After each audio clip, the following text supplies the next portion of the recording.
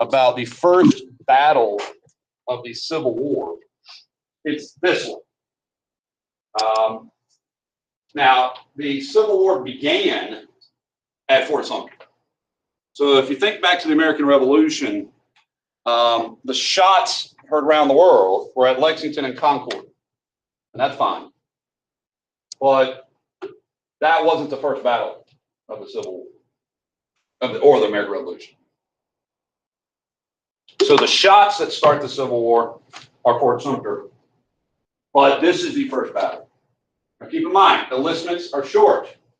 So what President Lincoln wants to accomplish is a very fast sort of end to the war. He wants to silence the Confederate Army quickly and draw an expedient end to the war. So much so that you can sense by the idea that their enlistments were so brief. Who can tell me how long the enlistments were for the Union Army? 90 days. 90 days, right. So what that tells you is that there is an assumption that the war will end within 3 months, right? Like they're hoping this war will be over in 3 months. And that is really, really optimistic on their part. Keep in mind, the Civil War is the first truly modern industrial war. Some people could argue the Crimean War was that, and that's a fair argument. But in our country, on the mass scale, this war is the first industrial war. And the problem is the tactics used, particularly by Northern soldiers, are Napoleonic. So if you know Napoleonic warfare, artillery, the so-called cult of the bayonet, and what's sometimes called set-piece warfare. Now, the Confederates are going to be much more sort of gifted at modifying how they fight. And they think that has, primarily due to the brilliance of the commanders of the Confederate Army. The Union soldiers, commanders, at least initially, were old veterans of as far back as the War of 1812. And they were not at all the sort of new modern commanders that were going to be needed to fight this war. So 90-day enlistments, not a very long time. And boy, did that prove to be a mistake. And so here you have the first battle, the first major battle of the Civil War. Lincoln believes that he can end the war very quickly by seizing Richmond. Richmond will always be the paramount objective of the Union Army. Keep in mind, Richmond is the capital of the Confederacy.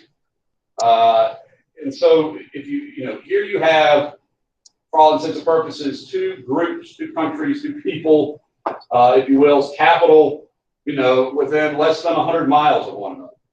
Rarely would you have a conflict in history where two capitals were this close. So, the commanding general of the Union Army. Now, you may know a little bit about an old fella named Old Fuss and Feathers.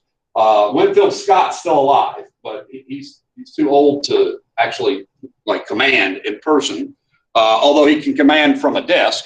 So he had wanted the field commander of the so-called Army of the Potomac to be Robert E. Lee. He believed Robert E. Lee was the best field commander in the entire Army. Lee very famously rejected that offer and would go to work in Richmond. General Lee is actually not in charge yet, although he's on this map. Lee is not in charge in this first battle. The Confederate commander has the auspicious name of Pierre Gustave Toutant Beauregard. So PGT Beauregard commands the Confederate units. They're marching to kind of stop the advance of the Union Army. So, information comes that General McDowell, this is the first of numerous, there's Scott, General McDowell is going to try to cross from D.C. and march south to Richmond. So General Beauregard brings his troops up and meets him outside of a small creek. In Northern Virginia, creeks are called runs.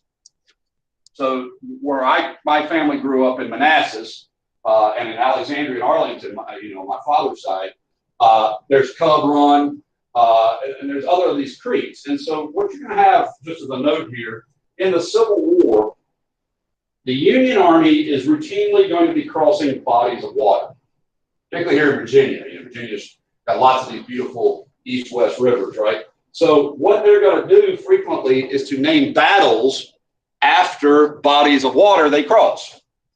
So the Union Army crosses Bull Run. That's the name they give to it. Meanwhile, the Confederates are usually going to name it for the nearest railhead or train station or town to where the battle took place. And so Manassas Junction was a railroad crossing not far from Washington, D.C., where these two armies are going to meet. So Union Army, Army of the Potomac at this time is what it's called, Army of the Potomac. A lot of you guys didn't put Billy Yanks and Johnny Rebs, you just put Yanks and Rebels, but that I accepted that. But Billy Yanks are coming down from D.C.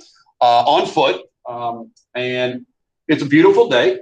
You can see it's the middle of summer, and it's such a fun day that Congress, several members of Congress and their wives and their families decide we should ride out to the battlefield in our carts and chariots and watch the battle. It's a novel idea. So Beauregard engages McDowell's troops. They have to cross the creek. They have to cross Bull Run, and that slows them down. And as they're coming up, they come under absolutely withering fire, just slaughterhouse fire. And they're really stunned by this. Keep in mind, this army is practically brand new, right? Like most of these are volunteers who've never served, and brought up by a train from the Shenandoah Valley is the Stonewall Jackson Brigade. And this is where Jackson, at the time, his name is Thomas J. Jackson, but he will hold the left flank of the Confederate Army at this battle, and he will turn the Union flank. He'll force them down off a hill. And one of the Confederate generals is down on the ground looking up, and he says, "Look, there stands Jackson like a stone wall." Now, the impression is that he may have been talking about Jackson's unit. His force was like holding like a stone wall, like this strong resistance. But regardless, it may have been Jackson himself. Keep in mind, Jackson is a very fascinating guy. He would ride around the battlefield with bags of lemons, sucked on lemons for his health, he believed. He would also famously raise a finger into the air or an arm, and so it would even the blood out in his body. He was sort of superstitious. He's Presbyterian, and he had a lot of these superstitions about health. He got his finger shot off here at Manassas. They shoot a finger off. So nonetheless, Jackson will drive McDowell's men downward, and Beauregard will push them into, and this is really where it gets exciting. So you have all these crowds of people who come out to watch, and then they see their army get beat, and the army starts retreating, and they get stuck in a sort of traffic jam with the Union congressmen and the folks from Washington, D.C. And you have like this massive traffic jam on the way back into Washington. So if you're a good general, if you're smart, you're probably thinking, well, what would I do? What would Beauregard do? Well, the problem is Beauregard, for whatever reason, didn't behave smartly for the Confederates. He stops. Once they drive the Union out of Manassas, they rest. Now, keep in mind, the Union troops retreat all the way back to Washington, D.C. And if you think Washington, the capital, looked undefended in the videos you've seen the other day, well, that was about the amount of defense they had against the the Confederate Army. So if Beauregard had advanced, he could literally have taken Washington, D.C. in the first battle of the Civil War. This was a terrible blunder for the Confederacy. You can see the casualties are quite high, though. You can see that hundreds and hundreds of Americans will be killed. Thousands will be wounded, and that immediately the Union becomes very much afraid. Oh my gosh, this is not going to be a 90-day war. So I would definitely note number 2 here, the Battle of First Manassas, or Bull Run, and Lincoln's hope is to end the war in the first month by seizing Richmond. Now, out of this battle becomes the legendary nickname Stonewall Jackson. Now, the book makes a good point, and I do want you to recognize this whenever the book makes an argument. They say that this is a victory that's worse than defeat for the Confederacy. And so that sounds odd, but the reason is twofold. One, a lot of Confederate soldiers just quit and go home. They're like, yay, the war's over. We won. on the flip side, a lot of Union people realize this is not going to be a short war and decide they're going to have to dig in hard and retain, much more of a resilience than they expected. The South is going to become grotesquely overconfident, and they're not going to have as many troops as a result of this. Meanwhile, Northerners recognize we have to fight for a very long time. Now, I'm going to show you this sort of cast of characters that made up the Union command. Now, you don't have to know all of these generals, but it is interesting when you start looking at it. So you want to know perhaps that the chief of staff of the Army for part of the war is Winfield Scott. Winfield Scott. So that's the same Winfield Scott from the Mexican War and the War of 1812. McDowell will command for one battle, head, major command. And he will be replaced by a figure who was one of the most popular generals, if not the most popular general of the Union Army. This is George McClellan. George McClellan. He's so popular, he'll be a general twice, a commanding general. He was known as the young Napoleon, Little Mac. He was certainly a veteran. He was, only 34 years old, but he was very cocky. But he suffered from a problem that I have learned a long time ago is dangerous. He suffered from, and you may want to write this down or at least know about it, and this is number 6. He was a perfectionist, which means he let the perfect be the enemy of the good.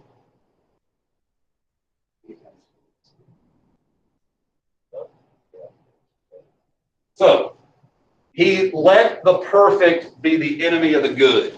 Time and time again, McClellan outnumbers Robert E. Lee by large numbers.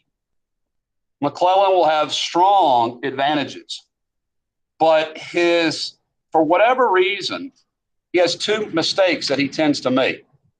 One, he seems to be bloodshot. And by that I mean he is very reluctant to actually engage his beautiful trained men into combat. He is an excellent trainer of men, an excellent martial commander. So in other words, like, if you wanted somebody to turn your ordinary people into soldiers, McClellan was great at that. But McClellan was not a great battlefield commander. He was over cocky when it came to his enemy, particularly Robert E. Lee, and yet he was utterly lacking confidence in his ability to risk men. So he didn't want to see, his men killed. He didn't want to see them sacrificed. And you can't, as a general, you have to be willing to let your men die. And that is a hard thing to do. That's, if you read, it's the hardest thing to do. If you read about generals, like if you think about General Eisenhower committing soldiers on D-Day, he knew tens of thousands would be killed. That's just the horror of war. Robert E. Lee would very famously say, it's good that war is so terrible, or we would grow fond of it. We'd grow to like it. So nonetheless, McClellan has that problem, and he always believes he's outnumbered. So he lacks the confidence, and part of that has to do with bad intelligence. And I don't mean him being dumb, but I mean bad information, bad intel. The Confederates had far better intel.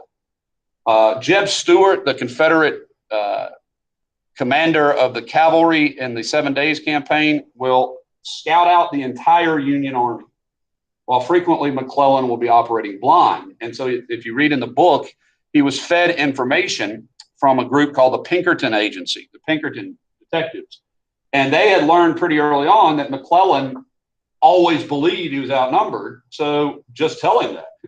It was a lot easier than actually scouting out and getting intel. It was just telling him what he wanted to hear. But McClellan had, as Lincoln called it, a case of the slows. He was overly cautious to the point of not wanting to risk anything. One of the things I really can't stand about bright students that don't take risks is that you're not willing to take a risk, you're not doing much with what you have. And McClellan didn't want to do that. Okay, so nonetheless, McClellan was popular, but ultimately was unsuccessful as a commander. Now, we're going to go through several others here, but this fellow up here, his name is Fighting Joe Hooker. His probably greatest contribution to history is that the Union Army would be pursued, from time to time by civilians who are interested in profiting off of the Union Army, most notably a large amount of prostitutes. So during his command, you would see Hooker, in quotes, army, Hooker's army, or an army of hookers. And so with that, if you ever wonder where prostitutes get the nickname hookers, it's this guy, all right? You might notice something else about these fellas and their poses. This is McClellan. He'll be back again, 1862. This is funny because I've taught students this before. The reason they're doing this is twofold. One, they had to stand for a period of time. Okay, Robert E. Lee had to stand with a thing holding his head and then flat like a stiff. If you moved in a daguerreotype, it blurred the whole picture. It made it look terrible. So you had to be really still. The other thing is you didn't have pants, pockets. They're wearing these big coats, right? So their arms got tired. So you see how they're usually leaning on something? Like they'll be all lean somewhere. Particularly the older ones like Winfield Scott. But they would do this to rest their arm. It was like putting your hand in your pocket. But the reason that started as a general idea is Napoleon did that first. Napoleon's got portraits of him standing with his arm in his coat like this, lots of portraits. And so these generals kind of learned that what was the proper general pose was to stick your hand in your coat. So that's why they're all doing that, and you'll see it. Now this splendid, facial hair adorned guy is where we get the name Sideburns from. You ever heard that, Sideburns, these things? His name is Ambrose Burnside, and he's got those tremendous whiskers, and sideburns will come from him. He will be, forever shamed later on here as well. This is Hooker. I'm sorry, this is Hooker at Chancellorsville. This is, it came after. It'll come to me in a second. So this would be at 2nd Manassas. So 2nd Manassas is, it'll come in a minute. The commander at 2nd Manassas. This is Joe Hooker, sorry. And this is George Meade, who was a commanding general at Gettysburg. So Gettysburg, Antietam, Fredericksburg, Chancellorsville. This is 2nd Manassas. Why am I doing that? It'll come to. But ultimately, the general again, these are the commanders of the Army of the Potomac. So you can see it's 1, 2, 3, 4, 5, 6, 7 before they get to General Grant. It's Pope, General Pope. Excuse me. So you got McDowell, McClellan, Pope, McClellan, Burnside, Hooker, Meade, Grant. And Grant doesn't become the commanding general until the last year, 12 months of the war. But man, is he going to be ultimately spectacularly successful. So it will be Grant who will win, the overall war, but after an enormous period of trial and error. Okay. Confederates, I just mentioned Thomas J. Jackson. This is the last portrait of Jackson, the last photograph of Jackson. He had already had his arm amputated after the Battle of Chancellorsville. And you can see his hair is blowing in the wind. See it up there? And this room will be the room he dies in. This is Stonewall Jackson. This is General Pickett. General Pickett commanded units from right here in Pennsylvania County, from Chatham and from Danville, the blue and the grays from Danville. And they would make up what became known as Pickett's Division. Pickett's Division would have the most celebrated charge perhaps in history, also the most failed charge in terms of Pickett's charge on the 3rd day at Gettysburg. It'll be this division that gets utterly annihilated on day 3 at Gettysburg. This is General Longstreet. He was Stonewall Jackson's contemporary, North Carolinian. These two men would command divisions as well as A.P. Hill. This individual was a daring Tennessee raider and is most notorious in Tennessee history because after the war is over, he and a couple other fellows will help found the Ku Klux Klan. Nathan Bedford Forrest. If you've watched Forrest Gump, this is the one where he talks about being his namesake, his granddaddy. Then, of course, this is the young cavalry commander. He had the best beard in all the army. He had tremendous, riding boots, but he also wore a black ostrich plume in his hat.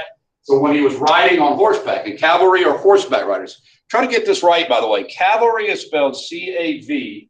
A-L-R-Y. Not to be confused with the place where Jesus died, which is Calvary, C-A-L-V-A-R. So students have a hard time saying that. Calvo. Okay, so this is cavalry commander. He was fantastic, audacious. He only failed once, and that was at the Battle of Gettysburg. Boy, did that come back on. And then, of course, in charge of the Army of Northern Virginia, and most decorated and celebrated of the South, will be General Robert E. Lee, a Virginian, belonged to that dynasty of Virginians, FFVs, Richard Henry Lee, you may recall him. So definitely be familiar with these two groups. General Lee was the Confederate commander at number 8. After Beauregard fails to follow up at Manassas, he is replaced. General Joseph Johnston is the overall Confederate commander. He relieves Beauregard and he brings up Robert E. Lee to be the battlefield commander. And Robert E. Lee, Stonewall Jackson, and Jeb Stuart are going to win decisively against George McClellan here in the second major battle of the Civil War. So if you see number 5, the Union Army commander is General McClellan. That's this guy. He's the one that replaces McDowell. And McClellan comes up with a way to get to Richmond without having to do this. If you're looking at as a Confederate, as a Union commander, the clear problem to get to Richmond is having to cross the Susquehanna and the York Rivers, right? Like, yeah, these are tough. And anywhere an army crosses a river, that means they're stationary, which means they're sitting ducks. So General McClellan does not want to cross these rivers. You understand? So what he comes up with is a flotilla invasion. Now, keep in mind, the Union Navy controls the Chesapeake Bay. So they can land a Union force on the York Peninsula. Just this, right? And they do. And Lee is vastly outnumbered in this campaign. So what happens is McClellan marches northward and Lee hits him repeatedly. It's like he hits and retreats. He's trying to come up the James River to get to Richmond. So he hits him at several different battles. Okay, so it's called the 7 days campaign because it's really fought over 7 days. You know, 5 separate big battles fought here. And in the end, what happens is McClellan is slowly creeping up the peninsula, right? And this is when he's being fed the information that you're outnumbered. You don't have enough troops. And Lee sees how, slowly he's moving, and he gains confidence. Meanwhile, McClellan orders President Lincoln to send another unit into the Shenandoah Valley. Okay? So, amidst being enormously overwhelmed, right, Lee, he divides his troops. He sends Jackson up to the valley, so he has less than half of what he started out with, right, against McClellan's huge force. But McClellan still believes he's outnumbered. And ultimately, Lee attacks him repeatedly because he's coming up the James River. And McClellan decides to stop, and he just parks. Okay, and slowly the initiative is drawn away from them, and ultimately the Confederates counterattack, and that's where you see the second blue arrow. And Lee attacks McClellan, even though McClellan outnumbers him now almost 2-1. And McClellan will retreat, get back on the boats, and leave. So the 7 days campaign, or that's sometimes called the Peninsular Campaign, is where Robert E. Lee, Stonewall Jackson, and Jeb Stuart become immortalized. So here's Jeb Stuart. It's during this battle that Stuart, his cavalry, will ride around the entire Union Army, like encircle the entire Union Army, see exactly where they are. And keep in mind, there's no balloons, there's no satellite photos, there's no airplanes or helicopters. So if you want to know anything about the enemy, it has to come from guys on horseback. And that's what Stuart provides. Lee calls him the eyes of the army, okay, his men on horseback. So now, the Union have figured we're not really going to be able to win this victory in any short-term method. We have to have a huge strategy to pull this off. So this strategy becomes known as the Anaconda Plan. It's designed by General Scott. So General Winfield Scott, who, like I said, is old and really not capable of out by commanding troops in the field, recognizes that Lee is a superior tactician. And so they come up with this strategy. Now, I have it here in 4 points, but really it's 6 points ultimately. So we'll start with the 4 that Scott created. And then we'll add the 2 that Grant will bring into it later. Okay? So you could probably, first of all, you know what an anaconda is. Here's an actual drawing of it, a lithograph of it from the Civil War era. So an anaconda is a constrictor, right? And so to constrict the Confederacy, obviously the first and foremost goal is to capture the capital of the Confederacy. Think of it as like chopping the head off. Okay? So that's goal number 1. Now keep in mind, they realize that this is a total war. Second, they want to chop off the border states. So when you hear border states, make sure that there are no Confederates in Kentucky and Missouri and West Virginia so that you can move southward. Okay, so seize the border states. Then chop the Confederacy in half. Cut it in half. And how do you cut it in half? You take the Mississippi. If you take the Mississippi, you end their ability to trade, right? So see how it's, the head is here. The border states are pushing down. You chop off, and by the way, there are 3 Confederate states west of the Mississippi. So if you cut that off, you cut off the cotton fields of Texas. You cut off the farming of Louisiana and Arkansas. So you cut off the far west, right? And then the obvious 4th thing of a constrictor is you blockade the entire South. A Union naval blockade. Okay? So that's the first 4 initial plan. And it creates a squeezing of the Confederacy. Squeezing of the Confederacy. The South sort of inverted. They know the easiest way to end the war is to capture Washington, D.C. They don't want to lose the border states. They want to control them themselves. They want to seize Kentucky and Missouri. But their real goal, like George Washington's, is to hold out for foreign aid, foreign support. You've got to get a foreign ally, particularly England. England seemed to be the best chance. English cotton, English aristocratic people. And of course, you reverse this, you get rid of the Union out of the South. That's their goal. The irony is that Robert E. Lee is almost immediately going to move in a different direction, northward. But this is their objective. Now, I said that General Grant and his generals will add to this, okay? And one of those things I would say is your book says that, I don't consider this part of the initial strategy. Book kind of listed as a component, but the next one I would include, the 5th one, is to liberate the slaves. Now, why would liberating the slaves be effective as a military tactic? Yeah, I mean, this is their labor supply, right? This is their workforce. So if you liberate the army, plus, pretty early on, 1862, Lincoln decides, after chatting with Frederick Douglass and others, that heck, it's not a bad idea if we give these guys arms and let them fight, for their cause as well. So liberate the slaves, which will, destroy the Southern economy, and then comes Grant. All right, and so Grant and his chief lieutenant, which is a fellow named William Tecumseh Sherman, are the 2 who fully implement total war. So up until this, you don't really see total war. You see traditional war, meaning, battlefields where soldiers fight, things like that. But when Grant comes in, he wants to annihilate the South. And I don't mean that out of malice. I don't think Grant was inherently malicious. He believes, and Sherman really even more so, is to grind the war of attrition. Kill more of their troops, destroy more of their livestock, more of their crops, until what?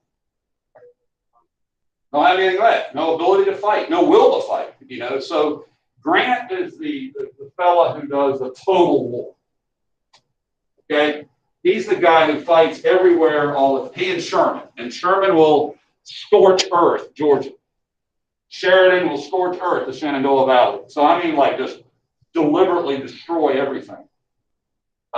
These guys will say, after they're through destroying the livestock and the food and things like that they want even the crows to have to carry supplies when they fly over that territory because it's so destroyed.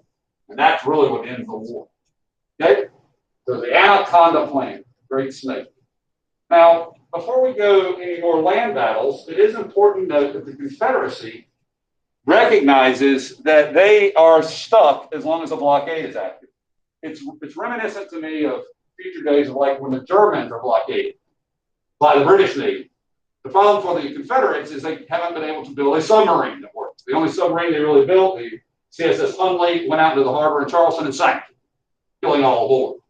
So submarines aren't going to be a factor in the American Civil War. But it is an industrial war. It is a modern war. And first of all, I guess I should discuss what the book is talking about at the war at sea.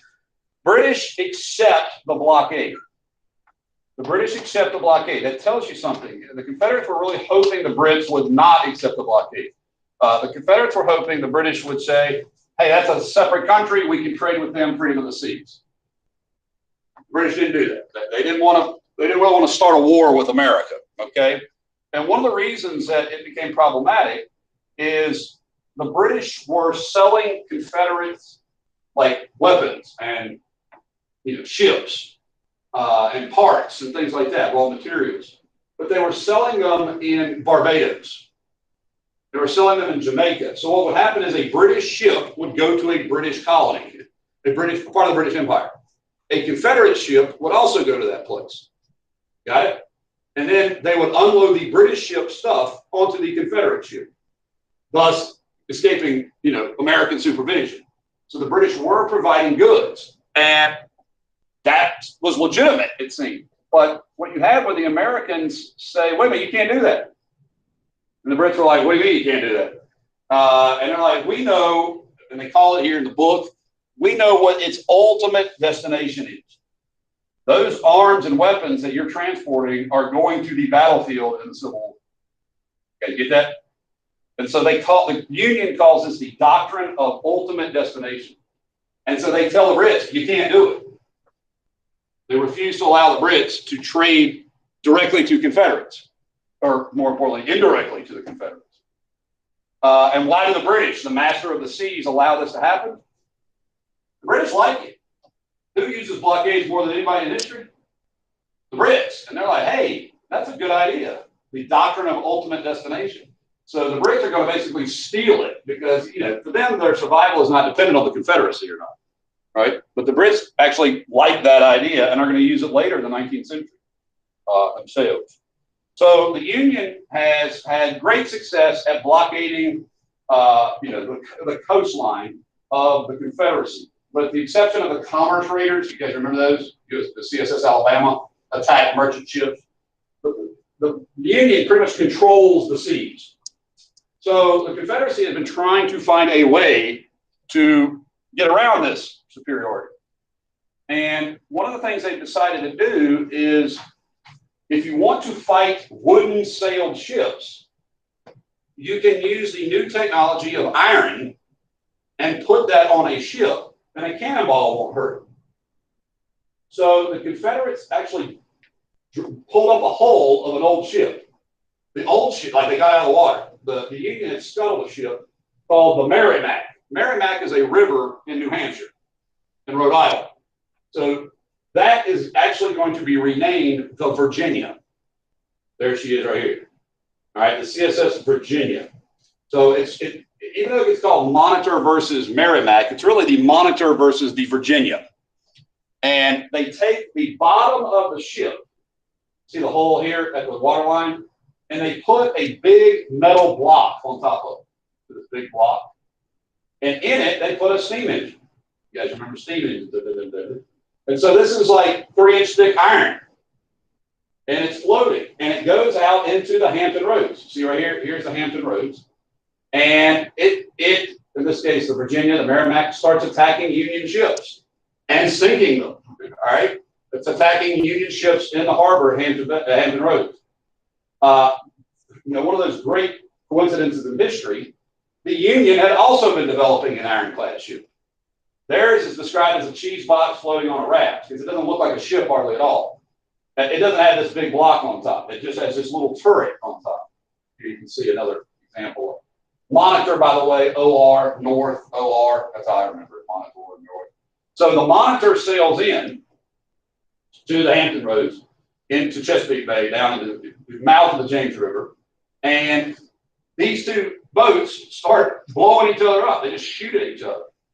And cannonballs are binging off of them all day long. They move further out into the Atlantic. And ultimately, what happens is the Monitor can't seem to break through the Merrimack. And so they ram them. They just ram them. And it damages the propeller on the Merrimack or on the Virginia. And the Monitor is kind of crippled too in the impact. And so the CSS Virginia will sail out into the Atlantic Ocean and sink. And the Monitor will be scuttled and also sink. So there really isn't a victor to this battle of the ironclads, except technology is argued as the victor. And by that I mean, it is very clear that the days of wooden sailed ships are over. If you don't have metal ships going forward in the Civil War and in future wars, these ships can't do anything to these. You understand? So ironclads are not really a large part of the war, and it's probably a good thing because if the Confederacy could have made like 30 of these, they would have just annihilated blockade. Blockade wouldn't have been able to blockade them. So this is how Navy kind of plays a role here in the Civil War. So be familiar with the Monitor and the Merrimack. Early on, I was monitoring the CSS Virginia. So that brings us to the next big battle. And really, we've only looked at two, right? Bull Run, 7 days. This battle is enormous, okay? But before we get there, there are other battles. So I do want to make sure you understand this. I'm not going to emphasize these battles too much up here, other than to say, if you look here, this is the battle I want you to know. So let me just go ahead and jump ahead. The bloodiest single day in American history. Okay? So if you go back to your commanding generals, you had McDowell, right? He got beat, so he got relieved. By the way, they didn't fire them. Like, they didn't kick these guys out of the Navy. Usually, if you were demoted, you got sent out west. You commanded the Army like in Texas or California or maybe Tennessee in that campaign. Maybe.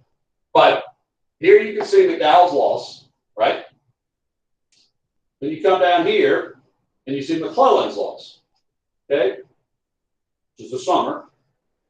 And so a new general came in, and that was General Pope, and he got beat again, right?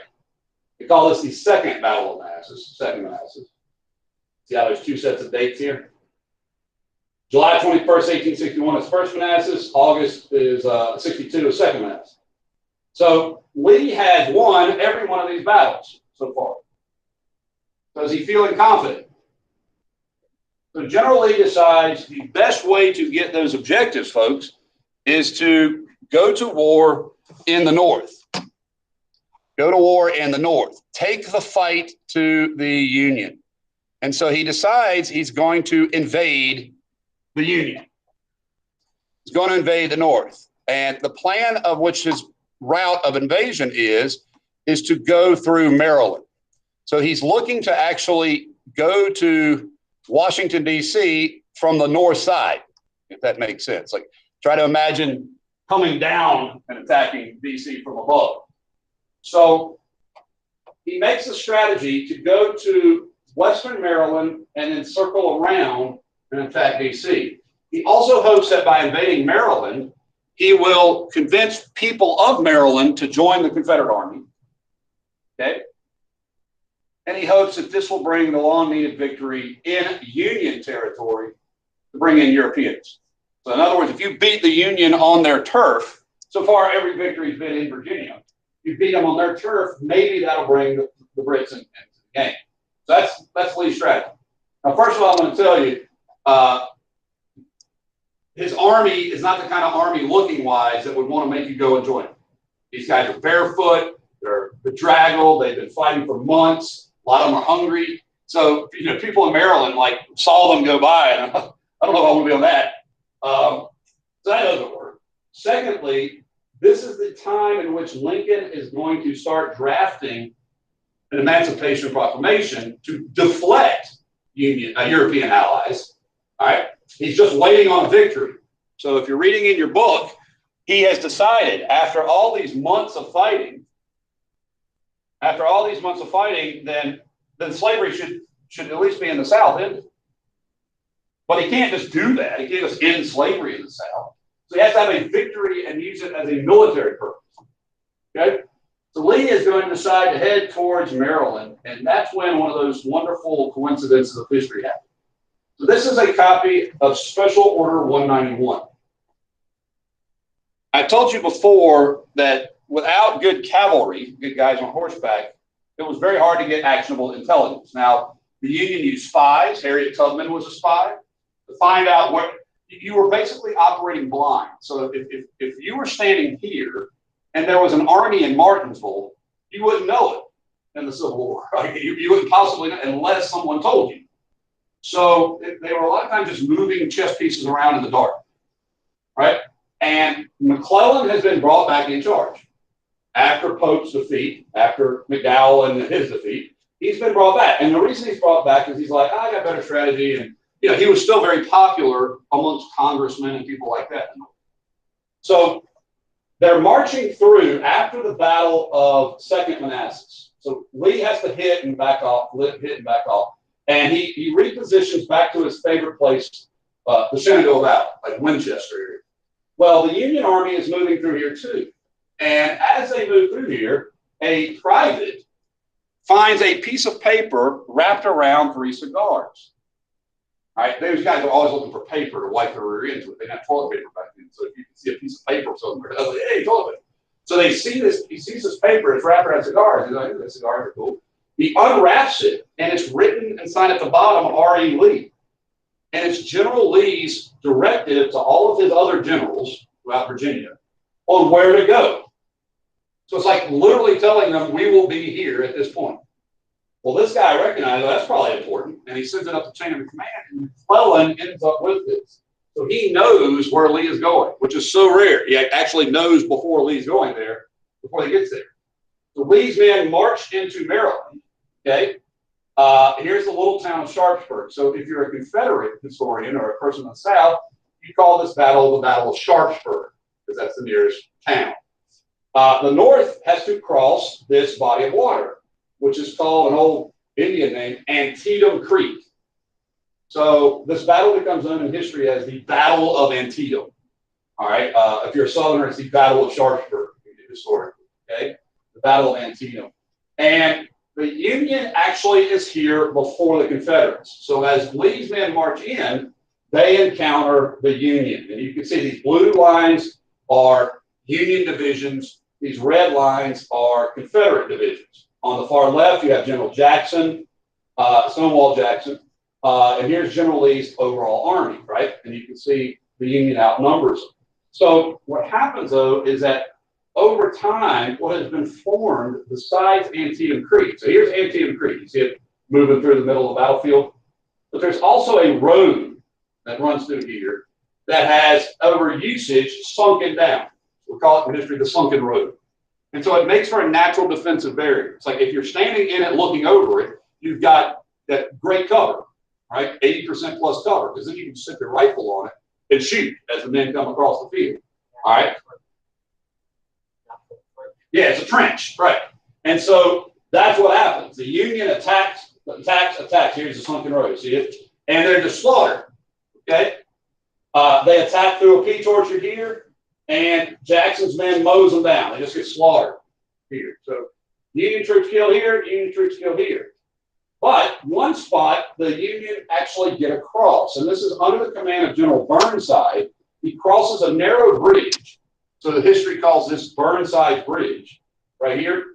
And the men are being shot from above. They're being shot down at, but this is the weakest part of Lee's line. And so these guys break through. Meanwhile, in the sunken road, ultimately, the Union get to the sunken road. They get there. And so what was once a trench is now guys as sitting ducks. Understand? And so they shoot them down in the ditch. And then they jump in the ditch and then they counterattack. And so ultimately, in one day, 23,000 killed and wounded. 23,000. So to give you a sense of perspective, and the entire Vietnam War, 58,000.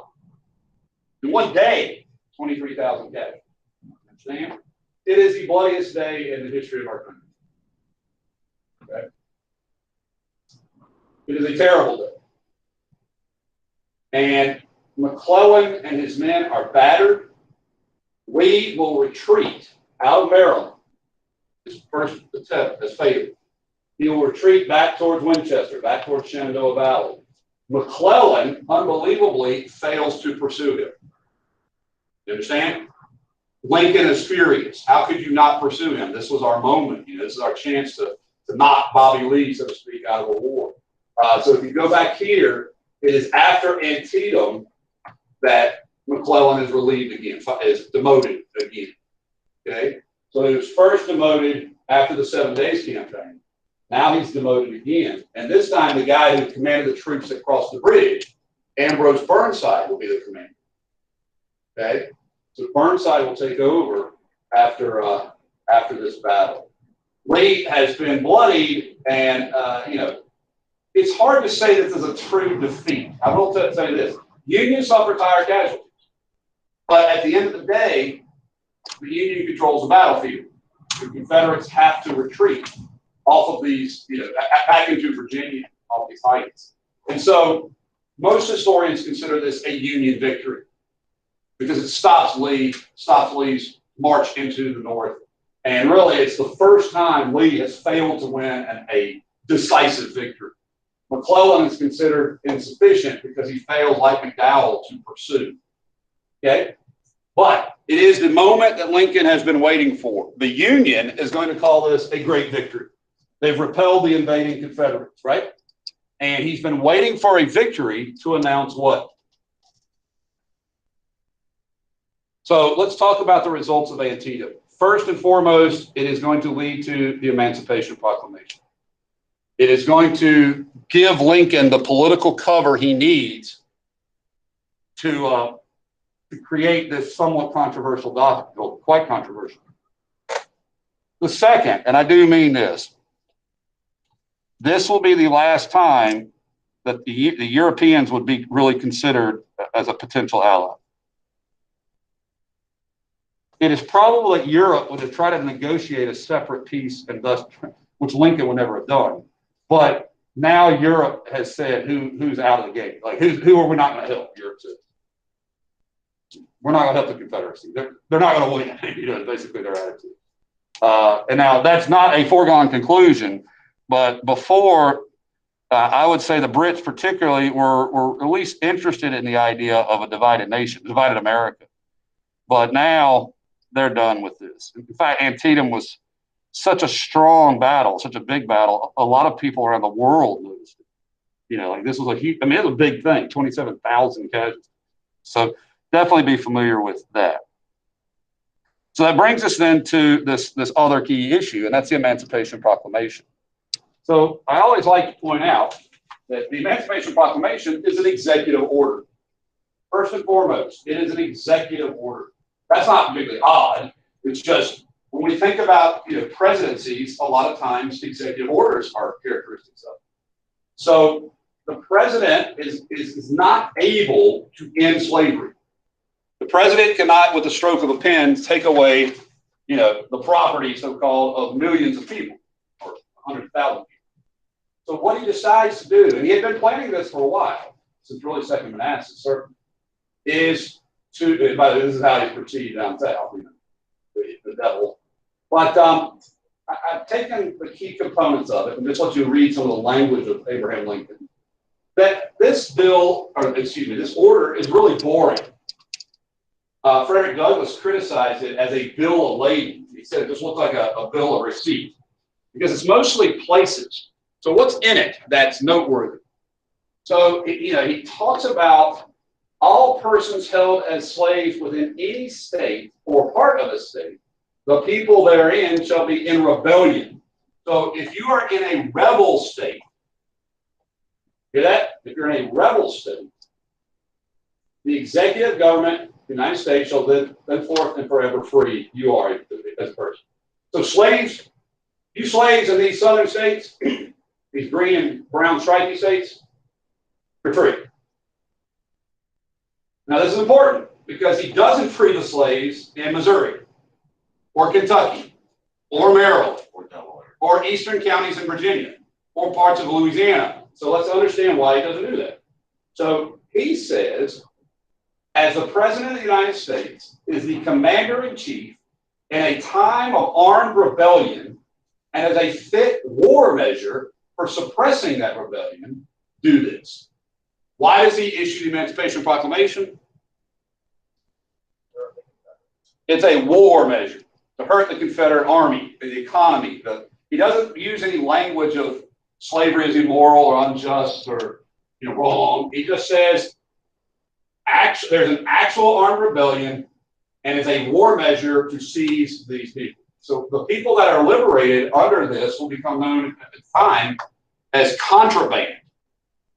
So if you guys were rebels against the United States and the U.S. came into your house, he could seize your guns, seize your, whatever's, right? Your money or your stuff, because you're in rebellion. These folks that attack the Capitol are about to understand that's not a good thing to do when you go to prison, federal prison, right? You don't lead insurrections against the United States government without consequence. So in this case, you're losing your property. Oh, he doesn't use the word property if you talks about it. It's free. But then he lists a bunch of places. All right? Arkansas, Texas, Louisiana, except these parishes. Mississippi, Alabama, Florida, Georgia, South Carolina, North Carolina, except these counties. That's West Virginia. And Accomack, Northampton, York. Why these? Why Norfolk and York counties? Union's taking them back. The Union has this territory. The Union has this territory in Louisiana. So rebel territory now under Union Army control. So these slaves in York County aren't officially what? They're not officially free. They're not emancipated. So only slaves that are emancipated are those in areas of rebellion. Okay? And anyone held and all persons held as slaves within those parts are henceforth free. I also, and this is the second part of the Emancipation Proclamation, declare and make known that these people that are suitable will be received into the armed forces. So in other words, now by the way, I call them contraband because that's what the Army called them. But numerous numbers of these African Americans are going to name themselves Freeman. That's going to be their new last name, Freeman, Freeman. And so the freemen under this are authorized to join the armed forces. So, so stroke of a pen ends segregation of the armed forces. To be very, not segregation, banning of blacks in the army. Okay? And so if asked about the Emancipation Proclamation, it doesn't end slavery in America. It ends slavery in places of America in rebellion. Now, critics of this will say, well, you don't have any authority there, right? Like if you're a Confederate, you're like, well, you're not our president. But Lincoln never accepted that he wasn't president of these states too. He just says they're in rebellion, right? So my question is, what do you think slaves did when they heard about this? Now, this is not the very famous Juneteenth. We'll talk about that a little bit at the end of the Civil War. But immediately, many of them flocked to who? Or flocked to what? Join the military. Now, some, here's how it worked. And the book, I think, even talks about this. Emancipation varied differently depending on where you were. You weren't really emancipated in the South till who showed up? The Army. Well, when the Army showed up, you were free. You were emancipated. Now, the question of what officially ends slavery in the United States, Lincoln has been working on this too with William Seward, and that is the 13th Amendment.